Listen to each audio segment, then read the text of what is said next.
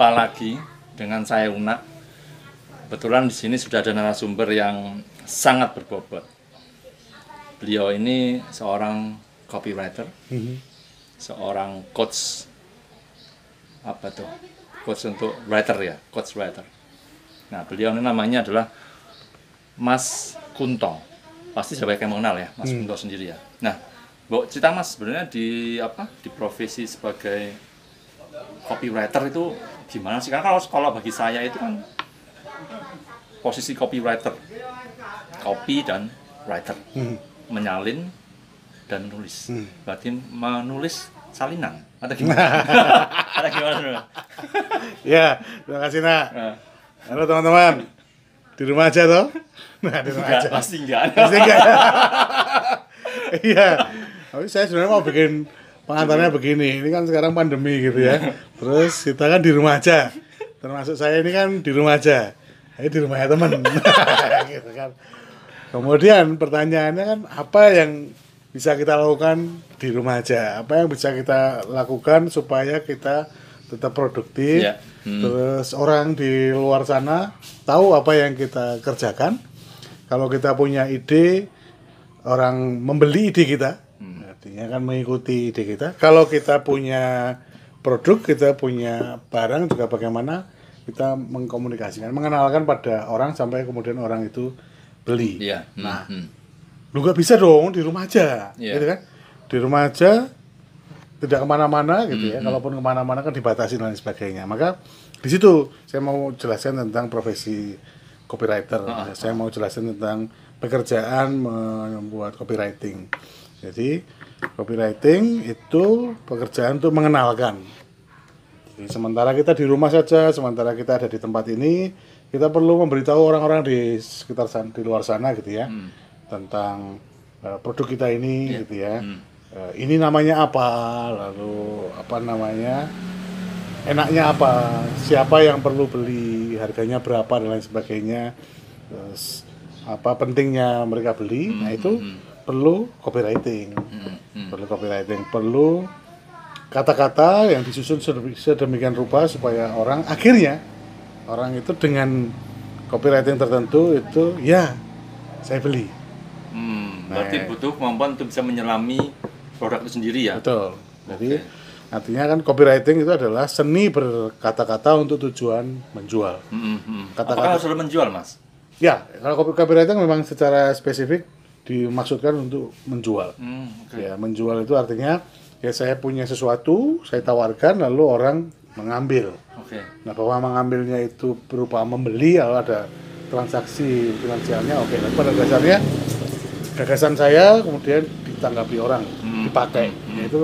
Itu copywriting. Artinya copywriting bisa tulisan, teks gitu ya, bisa teks kita pakai WA, kita pakai media sosial gitu. Lalu juga bisa kita seperti sekarang ini berupa gambar, video, rekaman seperti ini. Bisa juga apa namanya suara saja, gitu ya, kita bikin voice note. Itu masuk dalam kategori copywriting juga.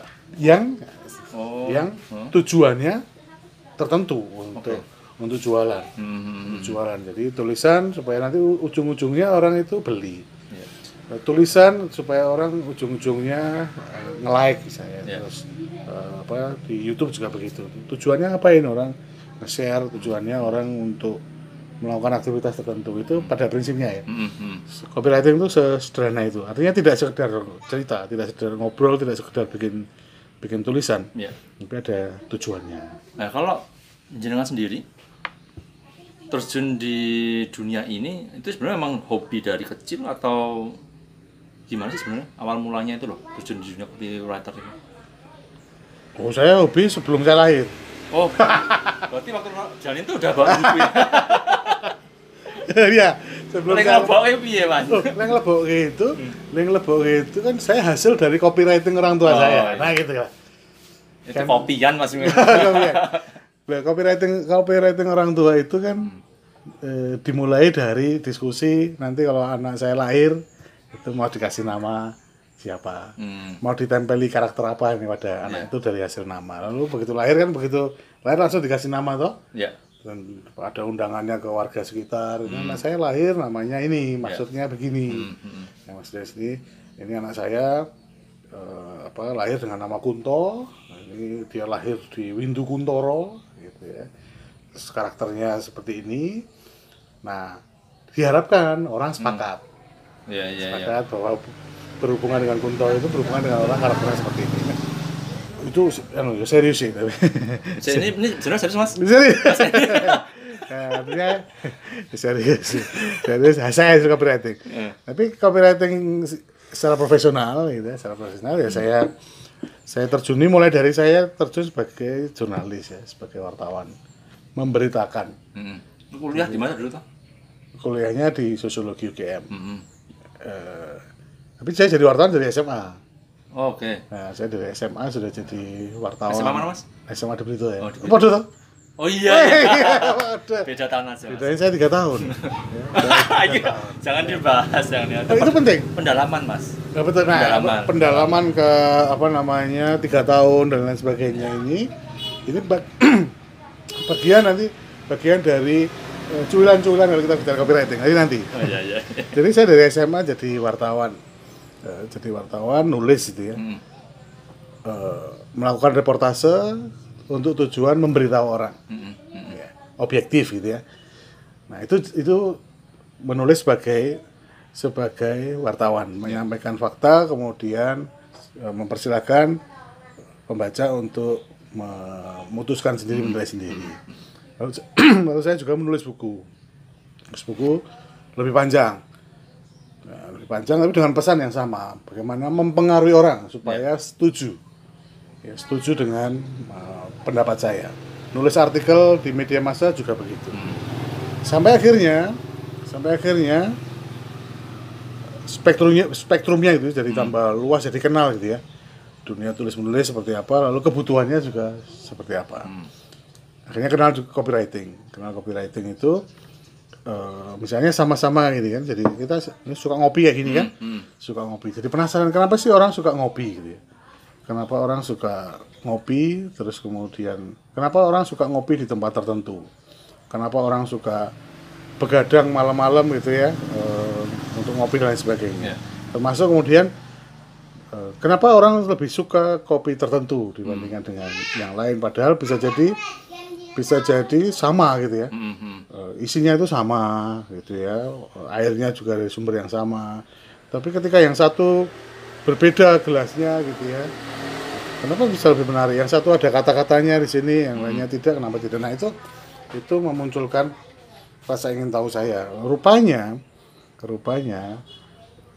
orang itu tertarik bukan hanya dari produknya saja, tapi dari cara mengkomunikasikannya.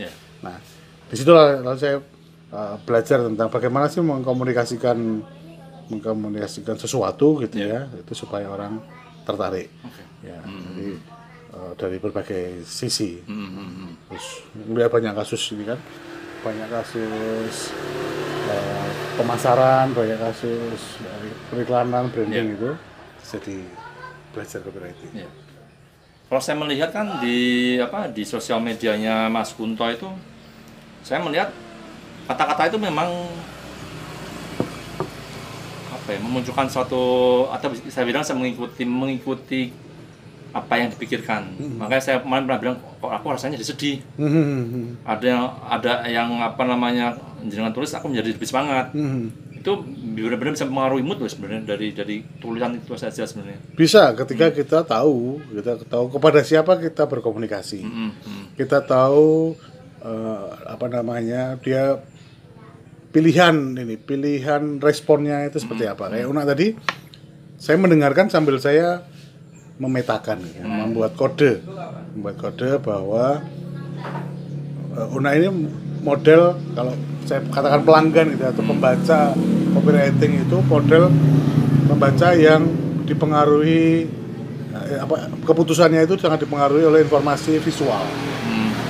Ya kan, dari kata-kata tadi kan Una bilang saya melihat, terus kemudian dari melihat itu maka ditambah dengan saya merasa sedih ya. Ada melihat terus merasa sedih. Jadi ada unsur, ada visualnya, lalu juga ada emosi di sana. Kalau ini saya gali terus lalu saya dapatkan polanya seperti itu, mulai seperti itu. Maka saya jadi tahu paling tidak yang perlu saya hindarkan kalau saya bikin copywriting ke Una model pelanggan seperti ini adalah menggunakan suara, auditori. Jadi hanya cerita gitu, terus menggunakan ya suara rekaman gitu ya, suara atau mempengaruhi dari sisi ini. Nah, kata orang itu bagus loh. Kalau dari model ceritanya Una tadi kan visual, lalu kinestetik nggak terpengaruh. Maka saya harus mengoptimalkan. Melihat. Melihat. Karena terpengaruh melihat. Sehingga saya mesti membuat deskripsi tentang suatu produk itu seolah-olah kalau dibaca itu seolah-olah ada wujudnya. Ada wujudnya, ada ukurannya, ada warnanya, lain sebagainya yang lalu perlu ditambahkan pemaknaannya. Pemaknaannya sehingga yang dilihat itu ada rasanya. Nah, kalau dari apa kita bilang ada nggak sih riset khusus yang mengelompokkan untuk masyarakat Indonesia nih, sekian persen mereka tuh lebih ke visual, sekian persen tuh di audio, sekian persen di sentuhan ya, atau itu ada nggak sih sebenarnya datanya itu? Risetnya ada, hanya begini, saya menggunakan ini, lebih besar menggunakan metode NLP, Neuro Linguistic Programming, untuk membaca preferensi orang.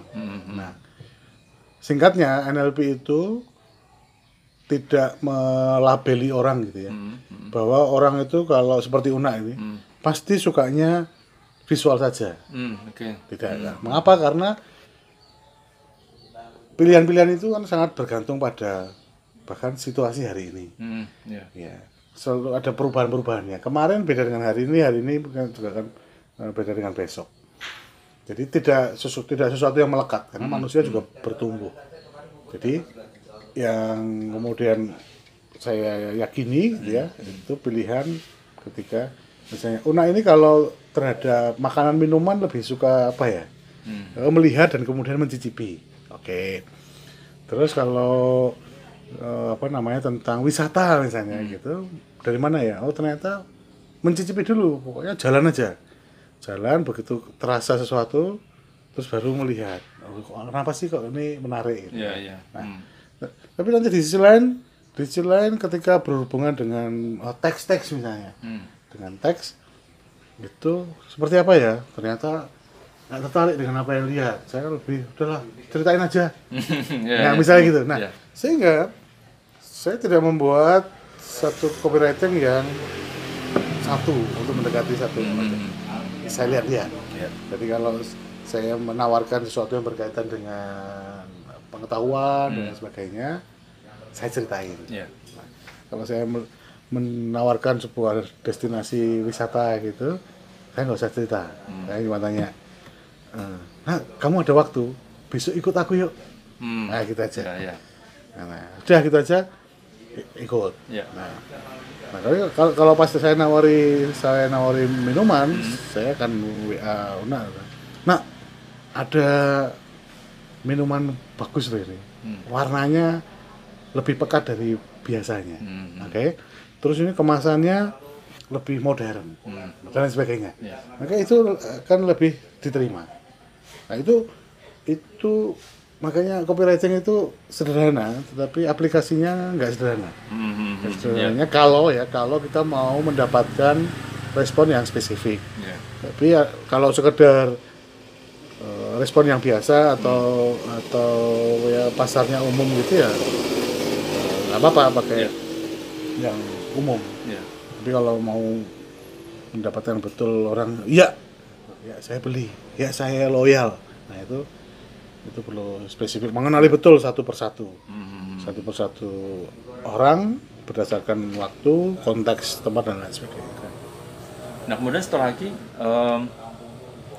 saya melihat ya di grup kita sebenarnya di Twitter itu jenengan tuh cukup aktif ya, dalam artian saya melihat bahwa apa yang Mas Kunto punya saat ini, Mas Kunto paham betul. Maksudnya kekuatan yang masuk untuk memiliki. Ya. Di mana itu diterapkan ke dalam kehidupan bersosial dengan teman-teman. Sebagai contoh, saya melihat bahwa Anda bikin di grup itu suatu kisah dari teman-teman kita satu ini. Ya. Dan itu saya melihat itu sangat powerful loh, Mas. Itu sangat powerful, di mana itu direspon oleh sekian banyak teman-teman kita, sehingga akhirnya dia malah overload. Ya kan, itu pernah terjadi juga kan, Ya, dan itu sering terjadi. pesanannya jadi bludak. Maksudnya kalau dari jenengan sendiri, masalahnya bicara masalah emosi sih ya. Emosi dari setiap guratan tulisan yang dibuat itu memang Anda tuangkan semua nggak sih, atau emang apa ya? Saya nggak paham secara detail sih masalah mengikutkan emosi di tulisan itu, tapi buat saya pribadi sih saya terikut dengan emosi itu lah. Maksudnya apakah emosi Mas Kunto terlibat juga sih di tulisan itu sendiri? Iya, tentu saja ya. Tentu saja terlibat. Nah, tapi makanya copywriting juga prosesnya panjang di balik itu ya. Seperti saya tadi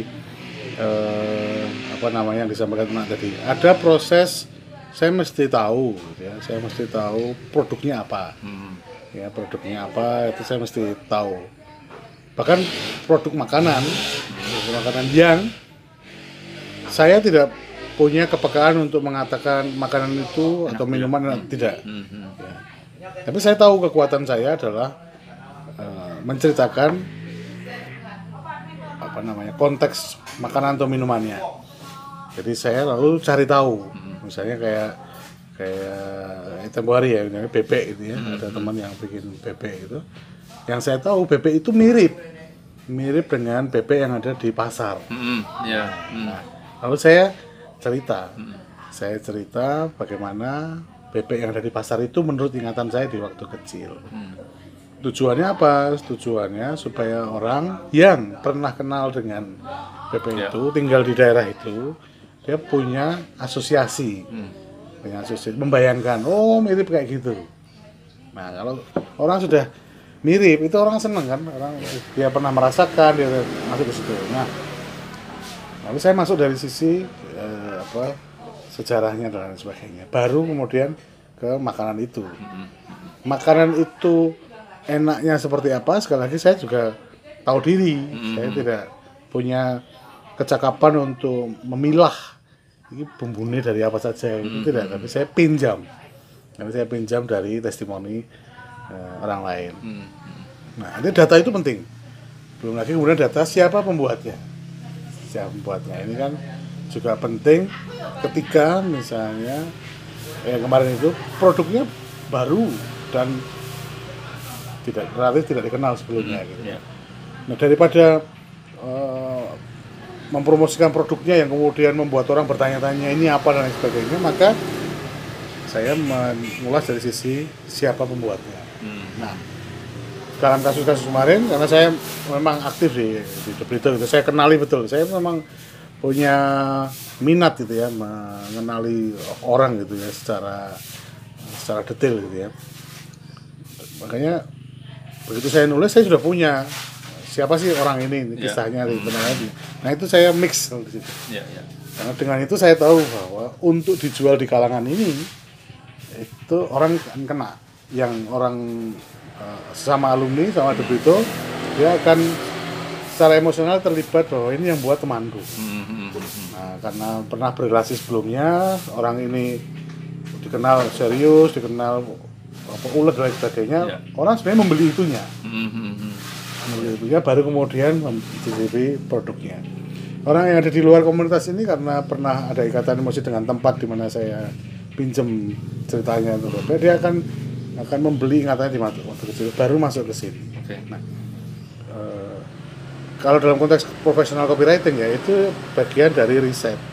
Jadi copywriting itu mirip dengan kita bikin kopi. Untuk menghasilkan kopi sekian ini, kita selain ini ada gelas, ada air, ada kopi, ada gula. Tapi yang kita belanja kan lebih dari ini. Ya, gulanya paling nggak 1 kilo, kopinya juga, dan airnya yang kita masak di sana lebih dari ini. Artinya yang dituangkan di sini itu terpilih dari antara itu. Nah, itu saja kita perlu berupaya keras supaya ini laku. Ya. Nah, laku ini itu Itu pun saya perlu riset. Bagaimana supaya produk ini orang ambil. Bagaimana supaya orang tidak ngambil yang ini. Bahkan bagaimana supaya orang tidak mengambil produk yang lainnya, citizen dan lain sebagainya. Nah, maka saya perlu riset juga di sana. Nah, artinya copywriting itu untuk menghasilkan sedikit saya perlu belanja banyak. Nah, belanja banyak ini dari berbagai sisi. Dari berbagai sisi itu yang perlu upaya serius memang. Nah, terus kemudian tadi emosi itu secara teori memang begini, manusia itu sebagian besar keputusannya ditentukan oleh emosi. Emosi dalam artian kalau kita bicara tentang struktur otak manusia itu kan sebagian besar ya 88 atau 90% itu diantaranya adalah pikiran non kritis. Pikiran non kritis itu pikiran yang sifatnya merekam value jangka panjang. Tentang cara kita duduk, tentang cara kita ngomong itu kan hasil dari pengalaman jangka panjang sehingga kita menjadi otomatis. Kalau ada orang bertanya kita sudah otomatis tanya berarti jawab. Kalau disediain kursi berarti itu duduk. Disediain minum seperti ini itu jelas begini. Bukan begini kayak di Sri Mulat gitu ya, enggak. Karena itu bisa jual Mas buat lucu sebenarnya.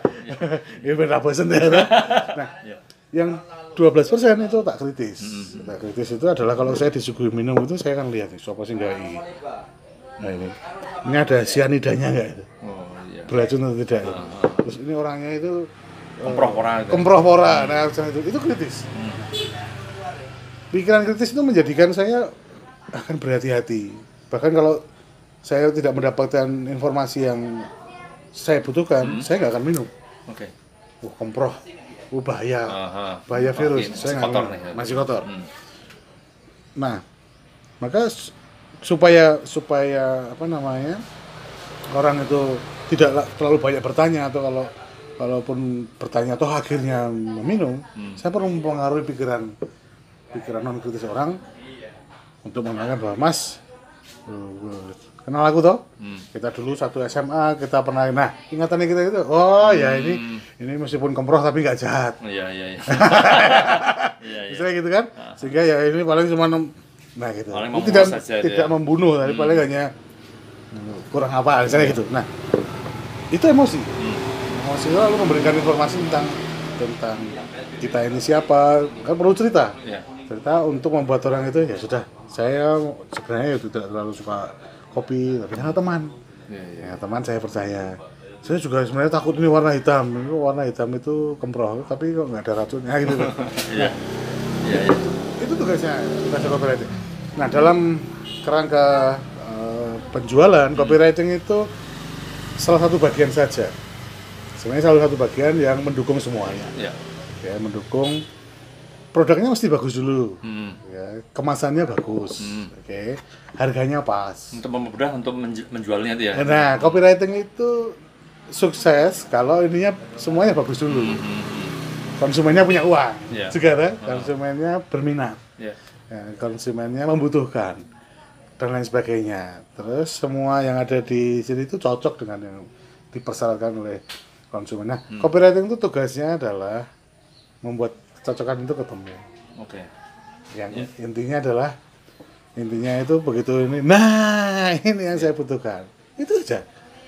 Nah, tapi kan karena tempat yang berbeda, jarak, terus kemudian rasa asing dan lain sebagainya, itu kan membuat orang nggak segera beli. Makanya tugas copywriting itu mendekatkan. Nah, ini kan kita lagi masa pandemik ya. Saya nggak tahu nih diperpanjang atau tidak nih. Kemudian juga sekalian buat menutup obrolan kita juga. Nah, ada nggak sih Mas Kunto semacam apa ya, pesan-pesan di masa pandemik ini, apa sih yang sebaiknya kita lakukan sih? Ya, kalau yang berkaitan dengan ini ya, pekerjaan copywriting. Pekerjaan copywriting yang saya, tapi sekaligus bisa dilakukan oleh teman-teman siapapun gitu ya. Karena copywriting itu hak dari segala bangsa. Dari setiap orang dan bisa dilakukan. Siapapun. Saya mau berdiri ya, mau hormat. Artinya siapapun bisa melakukan. Anda semua kan punya. Ya. Dan saya jamin gitu kan, kita itu punya huruf itu dari A sampai Z 26. itu sudah berabad-abad, itu nggak habis-habis dipakai. Jadi jangan khawatir kehabisan kata. Kita punya angka dari 0 sampai dengan 9. Ya, kalau orang IT dari 0 sampai 1 aja. Itu juga nggak habis-habis. Artinya apa? Mari kita rayakan ketersediaan, keberlimpahan kata-kata itu, huruf dan sebagainya untuk kita manfaatkan. Ya, kita manfaatkan dengan apa, mau ngapain gitu ya.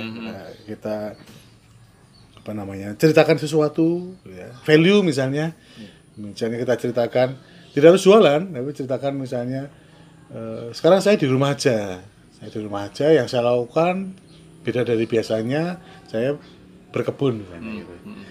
Ternyata berkebun itu begini. Nah, lalu disampaikan, kalau copywriting lalu disampaikan, Anda bisa loh melakukan seperti saya, dan kalau Anda perlu konsultasi sama saya, hubungi saya. Itu copywriting. Artinya gratis gitu. Nah, artinya kita bisa berkata-kata mempengaruhi orang sekitarnya mengikuti kita. Kalau kita punya produk juga gitu, kita tawarkan gitu ya. Kita tawarkan dengan kata-kata tertentu ya. Misalnya kopi gitu ya. Ini ada kopi gitu ya. Bagaimana kita tawarkan teman-teman di masa pandemik ini kita perlu berjaga-jaga gitu ya. Kita perlu fit, dan kalau kita lagi bekerja kita perlu stamina misalnya. Nah, saya punya produk loh. Saya punya produk yang nggak bikin ngantuk. Saya punya produk yang memunculkan inspirasi namanya itu. Nah, itu bisa disebarkan di sini lewat teks, WA, sosial media, voice note, lalu kita bikin tulisan. Sehingga saya juga lalu mau mengatakan bahwa tubuh kita boleh di rumah saja atau di penjara, dibatasi oleh sesuatu, tapi pikiran kita, otak kita enggak. Sudah banyak kisah yang menceritakan, kalau di rumah apalagi punya data, bisa googling kisah-kisah bagaimana orang tidak bisa dipenjarakan pikirannya gitu ya, otaknya. Nah, sehingga dunia Anda tetap bisa luas, Anda tetap bisa berhubungan dengan siapapun, berkomunikasi dengan siapapun, ya. Jadi terhubung itu dengan teks, ya. Jadi enjoy aja gitu ya, enjoy aja di rumah. Jangan batasi diri ya. Jangan batasi diri. Betul. Apalagi pikiran banyak kreasi sebenarnya. Banyak kreasi, dan saya meyakinkan Anda, saya kira Anda juga sepakat bahwa sekarang kita saling membutuhkan. Sebenarnya meskipun di rumah itu kita saling ngintip di tetangga kita kan. Temanku ngapain ya di sana ngapain ya. Nah, jangan sampai karena semua diem gitu, tahu ngapain ya. Wah, tidur aja dia. Tahu kan ya. Oh, jangan-jangan mati dia. Nah, gitu kan. Pastikan bahwa ketika kita noleh gitu ya, tetangga saya ngapain ya tadi ya? Nah, saya ngapain ya? Oh, dia membuat sesuatu. Aku bisa. Tetangga saya ngapain ya? Oh, ternyata nah gitu. Betul. Jadi justru sekarang itu orang sedang saling mencari ngapain. Maka pastikan status di WA-nya diisi. Saya masih hidup gitu ya. Masih hidup. Saya masih hidup gitu kan. Atau enggak jualan lah itu di WA. Jualan gitu, misalnya gitu. Terus kemudian Facebooknya ya diisi dengan sesuatu yang positif, menawarkan sesuatu apapun. Apapun. Betul. Dan sekarang sebenarnya murah kan. Kita itu didukung oleh fasilitas yang berlimpah gitu ya. Pakai data juga murah, waktu juga, apalagi di rumah aja kan berlimpah. Iya. Guling-guling juga bisa ya Mas. Itu. Jadi sebenarnya saya kelihatan bijaksana kan. Sangat bijaksana. Ini tergetar Mas. Tergetar.